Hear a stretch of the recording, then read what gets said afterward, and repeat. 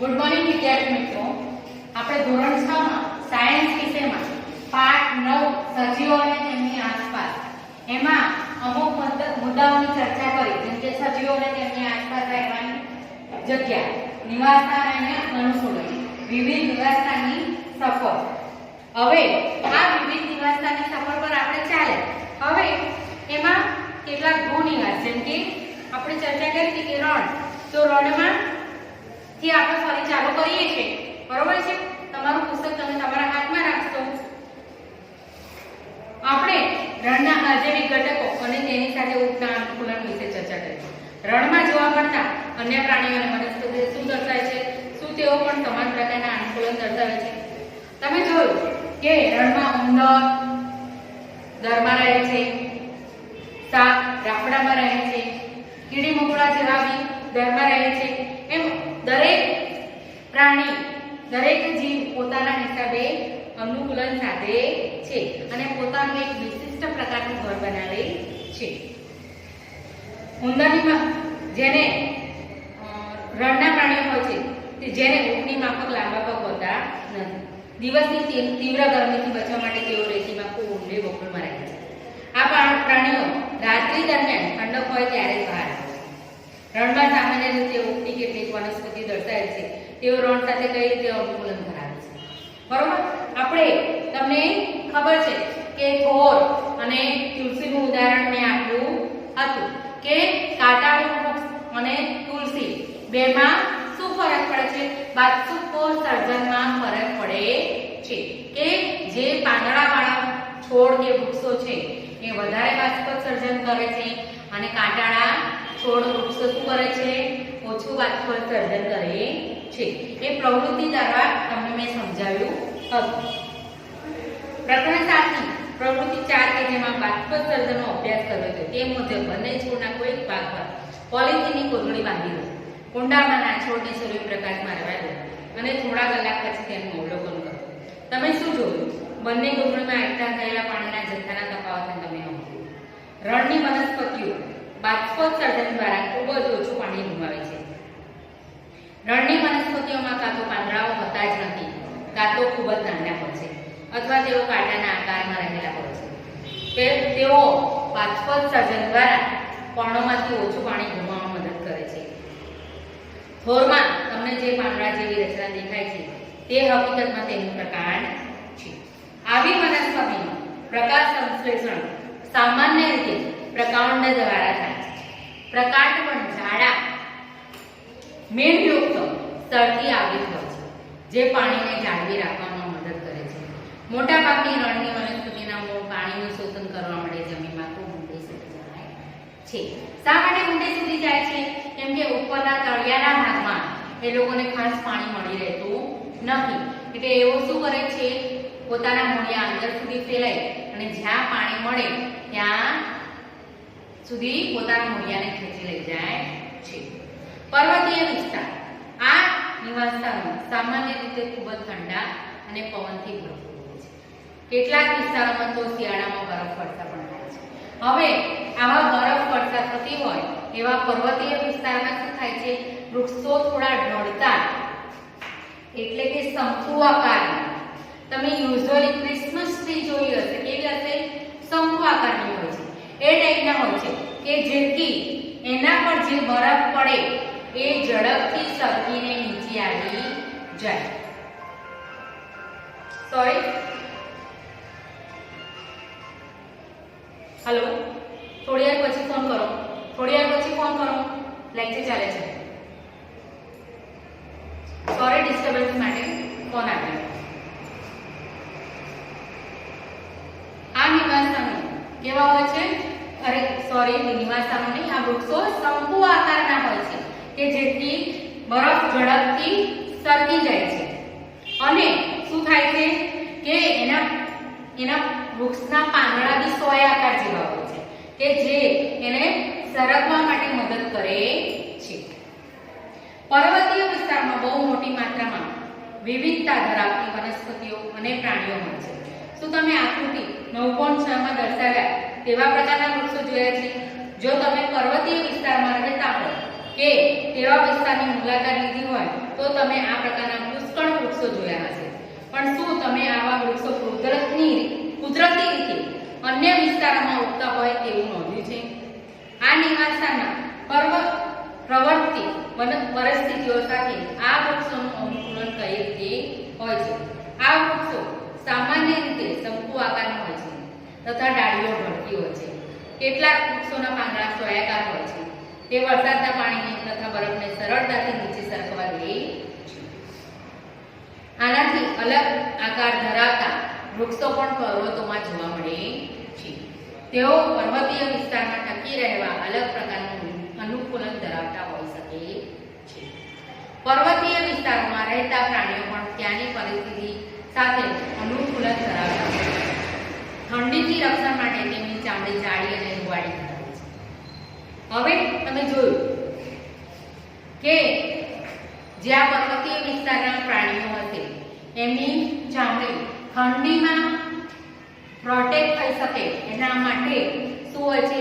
વધારે રૂવાટી ધરાવતા હોય છે, જેથી ચામડી જાડી અને રૂવાટી ધરાવે છે. ઉદાહરણ તરીકે પોતાને ગરમ રાખવા માટે યાકને લાંબા વાળ હોય છે. હિમચિત્તાના હવે આમાં તમે જોયા હશે, આ જે આકૃતિ આપી છે 9.7 હિમચિત્તો છે.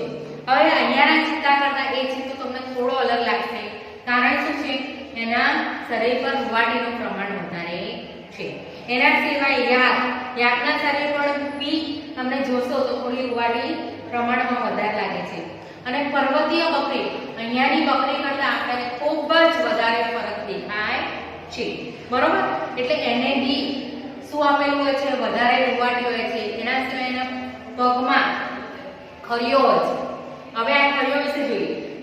હવે શરીર પગ અને પંજા પર ગાઢ રૂવાટી હોય છે, જે તેને બરફ પર ચાલતી વખતે ઠંડીથી બચાવે છે. પર્વતીય બકરીઓ મજબૂત ખરીઓ ધરાવે છે, જેથી ખડકાળ ઢાળ પર દોડી શકાય.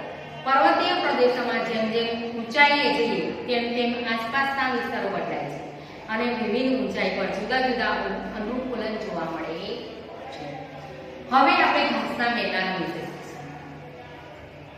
સિંહ જંગલમાં કે ઘાસના મેદાનમાં રહેતું સશક્ત પ્રાણી છે, જે હરણ જેવા પ્રાણીનો શિકાર કરી તેને મારી શકે છે.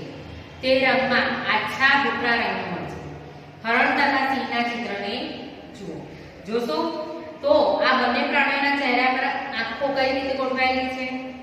આ બંને પ્રાણીઓના ચહેરા પર આંખો સામેની તરફ ગોઠવાયેલી છે કે બાજુ પર? તો સિંહને આગળના પગને લાંબા પંજાઓ છે, જેને આંગળીઓમાં અંદર પણ ખેંચી શકાય છે. શું સિંહના લક્ષણો તેને જીવવા માટે કોઈ રીતે ઉપયોગી છે? તેનો આછો ભૂખરો રંગ તે જ્યારે શિકાર માટે કરે છે ત્યારે ઘાસના મેદાનમાં છુપાવવા માટે મદદરૂપ થાય છે. ભૂખરો રંગ અને ઘાસના મેદાનમાં જે ઘાસ છે એની સાથે એનો રંગ મેચ થઈ જાય એવો હોય છે, કે જેથી કોઈ બી બીજા પ્રાણીને દેખાય નહીં. ચહેરાની આગળની તરફ રહેલી આંખો તેને શિકારના ચોક્કસ સ્થાન વિશે ખ્યાલ આપે છે. હરણ પણ જંગલ અને ઘાસના મેદાનમાં રહેનારું અન્ય એક પ્રાણી છે. જંગલની વનસ્પતિના મજબૂત પ્રકારને ચાવવા માટે મજબૂત દાંત હોય છે. હરણને તેનું સિંહ જેવા શિકારી પ્રાણીઓ દ્વારા શિકાર ન થાય અને તેમનાથી બચાવ થાય તે માટે શિકારી પ્રાણીઓની હાજરી જાણવી જરૂરી છે. શિકારીની હલનચલન સાંભળવા માટે તેના કાન લાંબા હોય છે. માથાની બાજુ પર રહેલી આંખો તેને ખતરાની જાણ માટે દરેક દિશામાં જોવા માટે મદદરૂપ થાય છે. હરણની ઝડપ તેને તેના શિકારીથી દૂર ભાગવામાં મદદરૂપ થાય છે.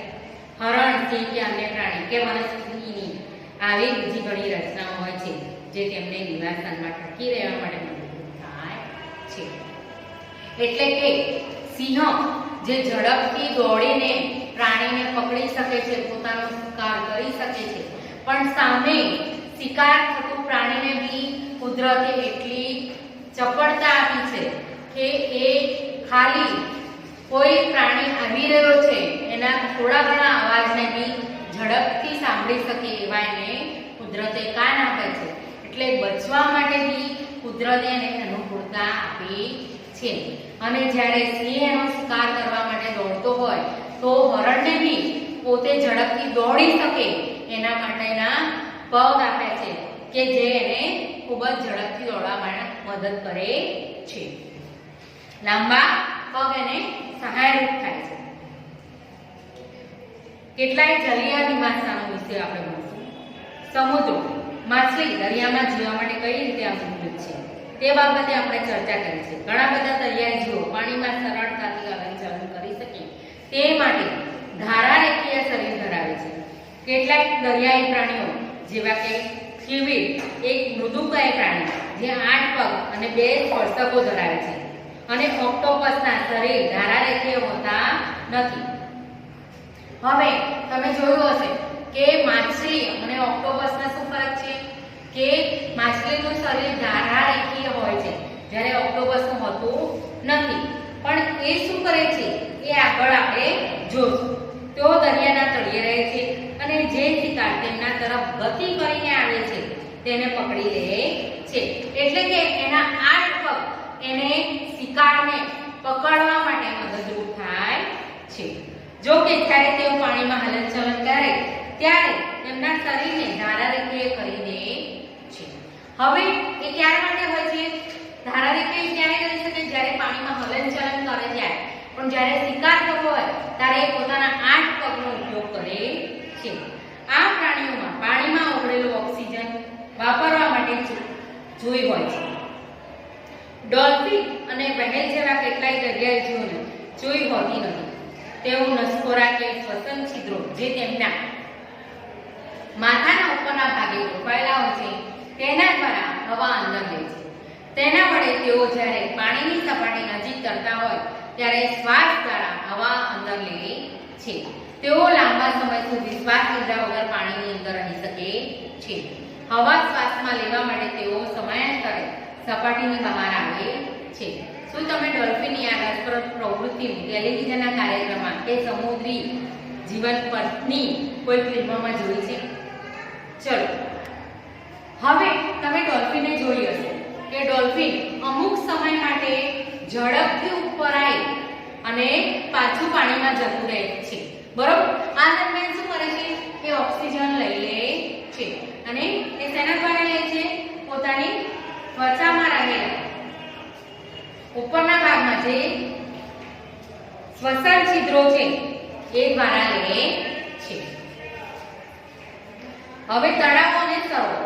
શું તમે ક્યારે તળાવ, સરોવર, નદી કે નાળા પણ વનસ્પતિને ઉગેલી જોઈ છે? હા, જોઈ જશે ને. કેમ કે તળાવમાં ઘણા તમે કમળ ઉગતા જોયા હશે.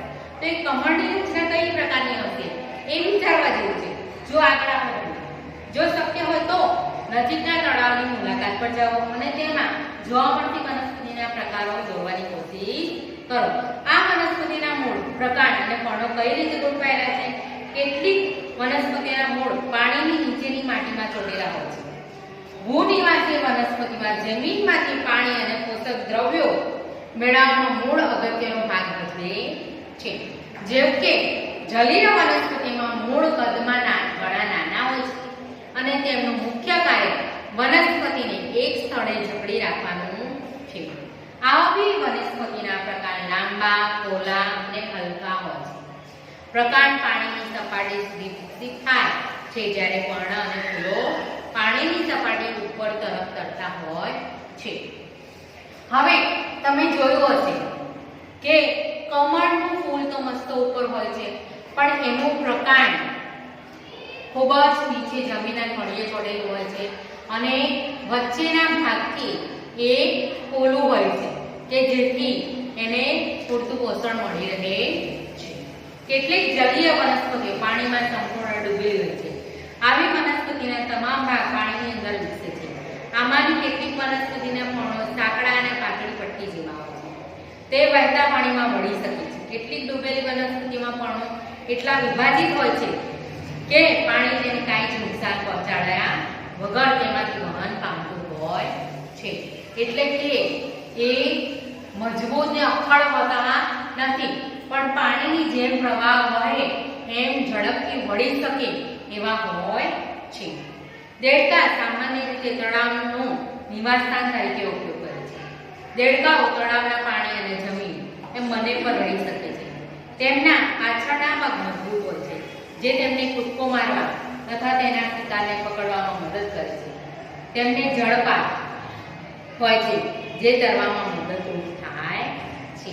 જળપાત એટલે આંગળીઓ વચ્ચે ચામડી જોડાયેલી હોય તેવા પગ. જુદા જુદા રહેઠાણમાં રહેતા પ્રાણીઓ અને વનસ્પતિઓની વિશાળ વિવિધતાની સરખામણી આપણે ખૂબ થોડા જાણીતા પ્રાણી અને વનસ્પતિઓની ચર્ચા કરી.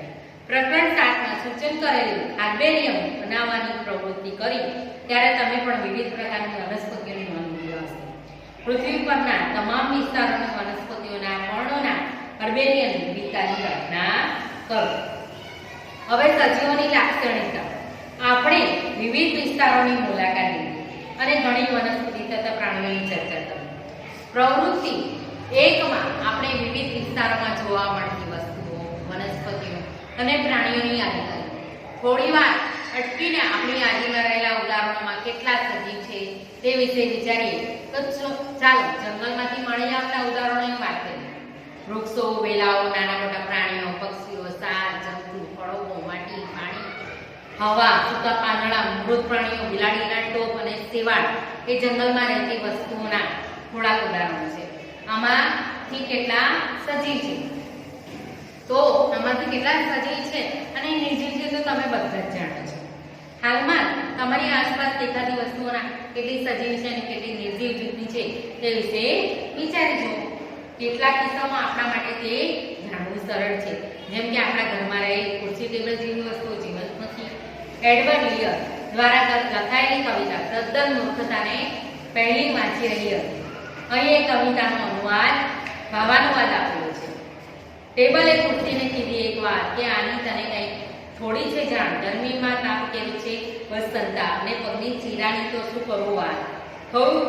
થોડી જો આપણે બે મારીએ લટાર તો નાની મોટી કંઈક વાતો બે થાય. ખુલ્લી થવાની મળે મોંઘી સોગાદ.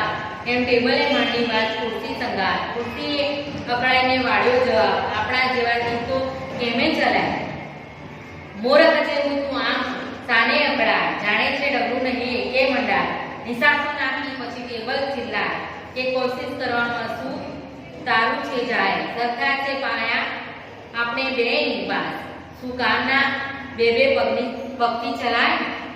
એટલે કે ખુરશી ટેબલ જેમ નિર્જીવ છે અને સજીવની જેમ ચાલી નથી શકતા એ વસ્તુ પર વાત કરી છે. પહેલી અને પૂજોને કવિતાને ખૂબ જ હાસ્યાસ્પદ લાગી કારણ કે તેઓ જાણે છે કે ખુરશી અને ટેબલ એ જીવંત નથી, કે તે વાત કરી શકે નહીં, ચાલી શકે અથવા સામાન્ય રીતે આપણે સામનો કરતા હોય તેવી મુશ્કેલીઓનો સામનો પણ કરી શકતા નથી. આપણે જાણીએ છીએ કે ખુરશી, ટેબલ, પથ્થર કે સિક્કો સજીવ નથી. તે જ રીતે આપણે એ પણ જાણીએ છીએ કે આપણે તથા દુનિયાના તમામ લોકો સજીવ છે. આપણે આપણી આસપાસ એકદમ સજીવ હોય તેવા કૂતરા, બિલાડી, વાનરો, ખિસકોલીઓ, કીટકો તથા બીજા કેટલાક પ્રાણીઓ જોઈએ છીએ. કોઈ વસ્તુ સજીવ છે તે આપણે કઈ રીતે જાણી શકીએ? ઘણીવાર એ નક્કી કરવું અઘરું હોય છે. આપણને એવું કહેવામાં આવે છે કે વનસ્પતિ સજીવ છે, પરંતુ તેઓ કૂતરા કે કબૂતરની માફક હલનચલન કરતા દેખાતું નથી. જ્યારે બીજી બાજુ કોઈ ગાડી કે બસ હલનચલન કરે છે, પણ આપણે તેને નિર્જીવ જ ગણીએ છીએ. સમયની સાથે વનસ્પતિ અને પ્રાણીઓના કદમાં વધારો થાય છે, પણ તો પછી ઘણીવાર આકાશમાં રહેલા વાદળનું કદ પણ વધતું હોય તેવું જણાય છે. શું એનો મતલબ એ થયો કે વાદળા સજીવ છે? શું સજીવો કોઈ સામાન્ય લક્ષણો ધરાવે છે કે જે તેને નિર્જીવથી અલગ બનાવે છે? તમે પોતે સજીવ હોવાનું એક અદ્ભુત ઉદાહરણ છો. તમારામાં એવું કયું લક્ષણ છે કે જે તમને નિર્જીવથી જુદા લાગે છે? તમારી નોંધપોથીમાં આવા કેટલાક લક્ષણોની યાદી બનાવો. તમારી યાદી જુઓ તથા વનસ્પતિ અને પ્રાણીઓમાં પણ જોવા મળતા આ યાદીઓમાંના લક્ષણોને તેની સાથે સરખાવો. આમાંના કેટલાક લક્ષણો કદાચ બધા જ સજીવોમાં સામાન્ય રીતે જોવા મળે છે. શું બધા જ સજીવોને ખોરાકની જરૂર હોય છે?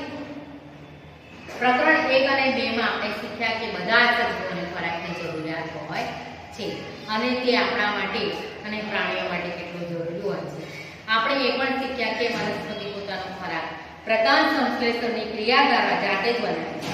પ્રાણીઓ પોતાના ખોરાક માટે વનસ્પતિ અને પ્રાણીઓ પર નિર્ભર હોય છે.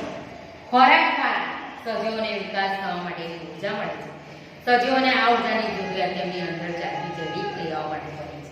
હવે દરેકને ખબર છે કે નિર્જીવ વસ્તુને કોઈ ખોરાકની જરૂર પડતી નથી, પણ સજીવો એકબીજા પર નિર્ભર હોય છે.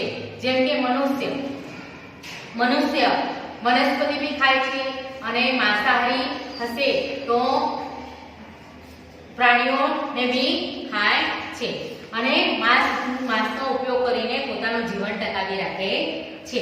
શું બધા જ સજીવો વિકાસ દર્શાવે છે? સજીવો વિકાસ દર્શાવે છે તો આપણે એના વિશે વાત કરીએ. શું 4 વર્ષ પહેલા તમારી પાસે જે કપડાં હતા તે તમને હજુ પણ ફિટિંગમાં આવે છે? નથી આવતા. શા માટે નથી આવતા? કેમ કે પહેલા કરતા આપણી કદ કાઠી 4 વર્ષ પહેલાની કદ કાઠી અને અત્યારની કદ કાઠીમાં ફરક પડે છે.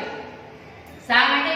કારણ કે આપણને જેમ જેમ પોષણ મળતું ગયું એમ આપણું શરીર લંબાઈ વધતી ગઈ, આપણા મસલ્સ પહોળા થતા ગયા અને આપણો કદ કાઠીમાં ફરક પડ્યો. એ ફરકના લીધે આપણને આગળની કોઈ બી વસ્તુ, કોઈ બી વસ્ત્ર આપણને થતું નથી. તમને હવે તે થતા નથી, ખરું ને? આટલા વર્ષોમાં તમે વધુ ઊંચા થઈ ગયા છો. તમે ભલે એ અનુભવતા ન હો પણ તમારો વિકાસ દરેક સમયે થતો હોય છે અને થોડા વર્ષોમાં તમે પુખ્ત બની જશો. પ્રાણીઓના બચ્ચા પણ પુખ્ત બને છે. તમે કૂતરાના ભલોડિયાને પુખ્ત થતા જોયો જ હશે. ઈંડામાંથી નીકળેલું પીલું મરઘીનું બચ્ચું વિકાસ પામી મરઘી કે કુકડો બને છે. આ બધું સમયને અનુરૂપ આગળ વધતું જાય છે. એ કોઈ બી પ્રાણીનું બચ્ચું હશે કે મનુષ્યનું બચ્ચું હશે. વનસ્પતિનો પણ વિકાસ થાય છે. તમારી આજુબાજુ જુઓ અને ચોક્કસ પ્રકારની વનસ્પતિનું અવલોકન કરો. કેટલીક ખૂબ જ નાની અને બાળ છોડ જેવી છે, જ્યારે કેટલીક વિકસિત છે. તેઓ દરેક વિકાસના વિવિધ તબક્કામાં હોઈ શકે છે. એ વનસ્પતિઓ થોડા દિવસ કે અઠવાડિયા બાદ જુઓ, તમે નોંધશો કે તેમાંથી કેટલીક કદમાં વધી ગઈ છે. દરેક સજીવમાં વિકાસ એ એક સામાન્ય બાબત છે. શું તમે વિચારો છો કે નિર્જીવ વસ્તુઓનો વિકાસ થતો નથી? શું દરેક સજીવ શ્વસન કરે છે?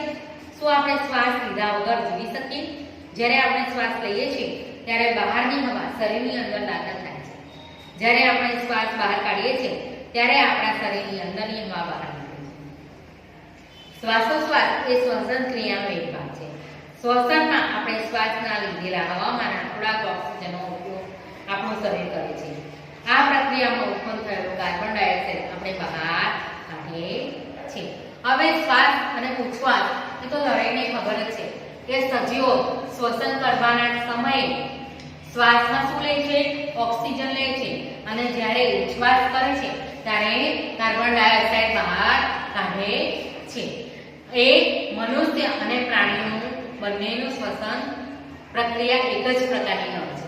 જ્યારે વનસ્પતિમાં આપણાથી ઊંધું, એટલે કે એ લોકો કાર્બન ડાયોક્સાઇડ લે છે અને ઓક્સિજન છોડે છે અને એનો ઉપયોગ આપણે કરીએ છીએ. એટલે જ કહે છે કે વનસ્પતિ એ મનુષ્ય માટેનું એક જીવન જીવવાનું સારામાં સારું સ્ત્રોત છે. જો વનસ્પતિ ના હોય તો આપણે અત્યારે ઓક્સિજન વગર આપણું જીવન શક્ય ન હતું. ગાય, ભેંસ, કૂતરા કે બિલાડીમાં થતી શ્વસનની પ્રક્રિયા મનુષ્યમાં થતી પ્રક્રિયા જેવી જ હોય છે. આવા પ્રાણીઓ આરામ કરતા હોય ત્યારે તેમાંથી કોઈ એકનું અવલોકન કરો અને તેમના પેટના હલનચલનને નોંધો. આ ધીમું હલનચલન દર્શાવે છે કે તેઓ શ્વાસ લઈ રહ્યા છે. દરેક સજીવ માટે શ્વસન જરૂરી છે. શરીરને લીધેલે ખોરાકમાંથી અને તે શ્વસનને લીધે જ ઉર્જા મળે છે. વાત વિનિમયની પ્રક્રિયા કે જે શ્વસનનો જે એક ભાગ છે તેની પદ્ધતિ કેટલાક પ્રાણીઓમાં જુદી હોઈ શકે છે. ઉદાહરણ તરીકે અળસિયા તેમની ચામડી દ્વારા શ્વસન કરે છે, બરોબર ને? એટલે કે મનુષ્ય જે રીતે કરે છે એવી રીતે દરેક પ્રાણી શ્વસન શ્વાસનળી દ્વારા કરે છે એવું નથી, પણ અળસિયા જે ચામડી દ્વારા શ્વસન કરે છે. તો દરેક પ્રાણીઓ અલગ અલગ હોય છે. માછલીઓ જુઈ દ્વારા કરે છે, પાણીમાં ઓગળેલા ઓક્સિજનનો ઉપયોગ કરે છે, પાણીમાં ઓગળેલી હવાના ઓક્સિજનનું શોષણ જોઈ કરે છે. આ અલગ અલગ પ્રક્રિયાઓ દ્વારા એ લોકો ઓક્સિજન લે છે. શું વનસ્પતિઓ પણ શ્વસન કરે છે? વનસ્પતિમાં સામાન્ય રીતે પર્ણો દ્વારા વાર વિનિમય થાય છે. પર્ણ તેમાં રહેલા સૂક્ષ્મ છિદ્રો દ્વારા હવા અંદર લે છે અને ઓક્સિજનનો ઉપયોગ કરે છે. તેઓ હવામાં કાર્બન ડાયોક્સાઇડ બહાર કાઢે છે. આપણે શીખ્યા છીએ કે સૂર્યપ્રકાશની હાજરીમાં વનસ્પતિ હવામાંના કાર્બન ડાયોક્સાઇડનો ઉપયોગ કરીને તેનો ખોરાક બનાવે છે અને ઓક્સિજન બહાર કાઢે છે. વનસ્પતિ તેમનો ખોરાક ફક્ત દિવસના સમય બનાવે છે, જ્યારે તેમનામાં દિવસ રાત શ્વસન થાય છે. વનસ્પતિ દ્વારા ખોરાક બનાવવાની પ્રક્રિયા દરમિયાન મુક્ત થતા ઓક્સિજનનું પ્રમાણ શ્વસન ક્રિયામાં વપરાતા ઓક્સિજન કરતાં વધુ હોય છે. શું દરેક સજીવ ઉત્તેજનાને પ્રતિચાર આપે છે? ઉત્તેજનાને પ્રતિચાર આપવો એટલે કે કોઈ બી વસ્તુ થતી હોય એને આપણે સામે આપણે કોઈને કોઈ પ્રક્રિયા બતાવીએ છીએ. તમે ખુલ્લા પગે ચાલતા હો ત્યારે પગમાં તીક્ષ્ણ કાંટો ઢોકાય ત્યારે તમે કઈ રીતે પ્રતિભાવ આપો છો? જ્યારે તમે તમારી પસંદગીની કોઈ વાનગી જુઓ, હવે જો આપણને કાંટો ઢોકાયો હશે તો તરત એ કાંટા તરફ આપણું ધ્યાન જાય છે કે મને શું વાંધો. તો આપણા મગજે કીધું કે ભાઈ અહીંયા તને કાંટો વાગે છે, આપણે એનો દુખાવો તરત ચાલુ થઈ જાય છે અને પહેલા આપણે જ્યારે કાંટો કાઢીએ ત્યારે આપણને શાંતિ મળે છે. જ્યારે તમે તમારી પસંદગીની કોઈ વાનગી જુઓ કે તેના વિશે વિચારો છો ત્યારે તમને કેવો અનુભવ થાય છે? બરોબર ને? વાનગી જોઈને મોઢામાં પાણી આવવા લાગે છે. તમે અચાનક અંધારી જગ્યામાંથી તીવ્ર સૂર્યપ્રકાશ વાળા સ્થળે જાઓ છો તો શું થશે? સૂર્યપ્રકાશ અંધારી જગ્યામાંથી તીવ્ર પ્રકાશ વાળા જગ્યાએ જાઓ છો તો તમારી આંખો અંજાઈ જાય છે. હકીકતમાં આસપાસના તેજસ્વી પ્રકાશ સાથે અનુકૂલન ના થાય ત્યાં સુધી તમારી આંખો આપમેળે તે જ ઘડીએ બંધ થઈ જાય છે. તમારી પસંદગીની વાનગી, તીવ્ર પ્રકાશ અને કાંટો એ આમ તો આસપાસના વાતાવરણમાં બદલાવના ઉદાહરણો છે. આપણે બધા જ આવા બદલાવને તાત્કાલિક પ્રતિચાર આપીએ છીએ. આપણી આસપાસના એવા બદલાવ જે આપણને તેમના તરફ પ્રતિચાર આપવા પ્રેરે છે તેને ઉત્તેજના કહીએ છીએ. એટલે કે જે વસ્તુ આપણી સાથે થઈ એના માટે આપણે કંઈ ને કંઈ સામે પ્રક્રિયા કરીએ છીએ કે ભાઈ કાંટો વાગે તો એને કાઢવા માટે, કંઈ વસ્તુ સારી બની તો એને ખાવાનો પ્રયત્ન. શું બીજા પ્રાણીઓ પણ ઉત્તેજનાનો પ્રતિચાર આપે છે?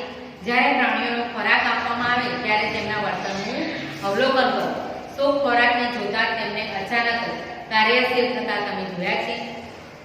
જ્યારે તમે કોઈ પક્ષી તરફ જાઓ છો ત્યારે તે શું કરે છે? જ્યારે તેજસ્વી પ્રકાશને જંગલી પ્રાણીઓ પર ફેંકવામાં આવે છે ત્યારે તેઓ દૂર ભાગી જાય છે.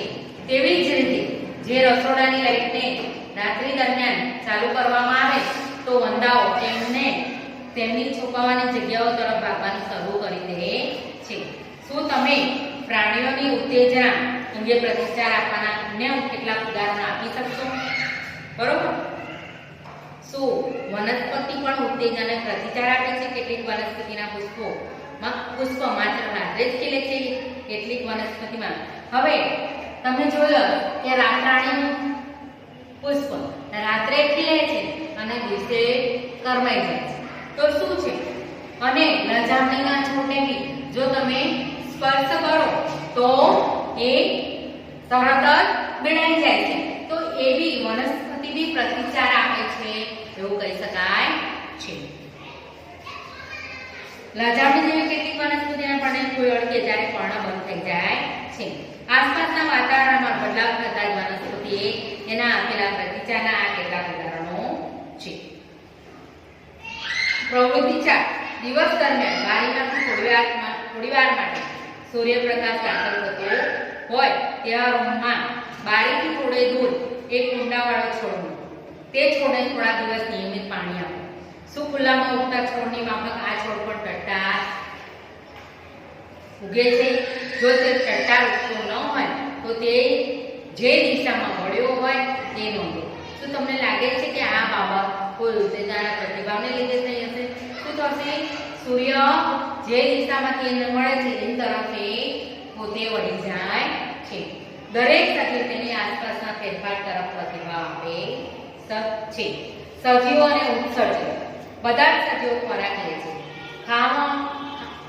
સજીવો અને ઉત્સર્જન 9.4. બધા જ સજીવો ખોરાક લે છે. ખાવામાં આવતો બધો જ ખોરાક હકીકતમાં વપરાતો નથી, પણ શરીરવાળા તેનો કેટલોક જથ્થો જો વાપરવામાં આવે છે તો વધેલા ખોરાકનું શું થાય છે? તે નકામા કચરા તરીકે શરીરમાંથી દૂર થવો જોઈએ. બીજી કેટલીક જૈવિક પ્રક્રિયાઓ દરમિયાન પણ આપણું શરીર કચરો ઉત્પન્ન કરે છે. સજીવો દ્વારા કચરાનો ત્યાગ કરવાની આ પ્રક્રિયા ઉત્સર્જન તરીકે થાય છે. બરોબર? જેમ કે આપણે મળમૂત્રનું વિસર્જન કરીએ છીએ, પરસેવો આવે છે, એ શું છે? આપણા શરીરનો કચરો આપણે બહાર ઢાળીએ છીએ. શું વનસ્પતિ પણ ઉત્સર્જન કરે છે? હા, તેઓ પણ ઉત્સર્જન કરે છે. જો કે વનસ્પતિ આ પદ્ધતિ થોડી અલગ છે. વનસ્પતિમાં પણ કેટલાક નુકસાનકારક અને ઝેરી દ્રવ્યો કચરા તરીકે ઉત્પન્ન થાય છે. કેટલીક વનસ્પતિઓમાં આ નકામા કચરાનો સંગ્રહ વનસ્પતિના જ ભાગ તરીકે તથા વનસ્પતિને નુકસાન ન થાય તે રીતે શક્ય બને છે. કેટલીક વનસ્પતિ સ્ત્રાવ સ્વરૂપે નકામા કચરાને દૂર કરે છે. તમામ સજીવોમાં સામાન્ય રીતે જોવા મળતું એક લક્ષણ ઉત્સર્જન છે. શું દરેક સજીવ તેમના જેવો જ સજીવ ઉત્પન્ન કરે છે?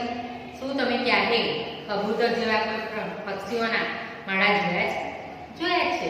ઘણા પક્ષીઓ માળામાં તેમના ઈંડા મૂકે છે. કેટલાક ઈંડાનું સેવન થઈને તેમાંથી બચ્ચા બહાર આવે છે. એટલે દરેક સજીવ પોતાના જેવું સજીવ ઉત્પન્ન કરે છે. મનુષ્ય પોતાના જેવા જ બાળકનું ઉત્પન્ન કરે છે. મરઘી, બિલાડા, કોઈ બી પ્રાણી હશે એ પોતાના જેવું સજીવ ઉત્પન્ન કરે છે. કોઈ ડાયરેક્ટ બચ્ચું આપે છે તો કોઈ ઈંડા મૂકે છે, પણ સજીવ તો ઉત્પન્ન જ કરે છે. એના સિવાય એક નાનો એવો છોડ બી પોતાના બીજ દ્વારા બીજા સજીવ પોતાના જેવા બીજા છોડનું કારણ બને છે. એક બીજમાંથી અનેક છોડ ઉત્પન્ન થાય છે. પ્રાણીઓ તેમના જેવો સજીવ ઉત્પન્ન કરે છે. પ્રજનનનો પ્રકાર કદાચ વિવિધ પ્રાણીઓમાં જુદો હોઈ શકે છે. કેટલાક પ્રાણીઓ તેમના બચ્ચાને ઈંડા દ્વારા ઉત્પન્ન કરે છે. કેટલાક પ્રાણીઓ બચ્ચાને જન્મ આપે છે. વનસ્પતિ પણ પ્રજનન કરે છે. પ્રાણીઓની જેમ વનસ્પતિઓ પ્રજનનની પદ્ધતિઓને લઈને જુદી પડે છે. ઘણી વનસ્પતિઓ બીજ દ્વારા પ્રજનન કરે છે.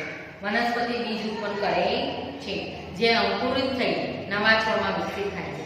કેટલીક વનસ્પતિઓ બીજ સિવાયના ભાગમાંથી પણ ફરી ઉત્પન્ન થઈ શકે છે. જેમ કે પ્લાન્ટોડ સાથેનો બટાકો નવા છોડને ઉત્પન્ન કરી શકે છે. વનસ્પતિઓ કલમ દ્વારા પણ ઉત્પન્ન થાય છે.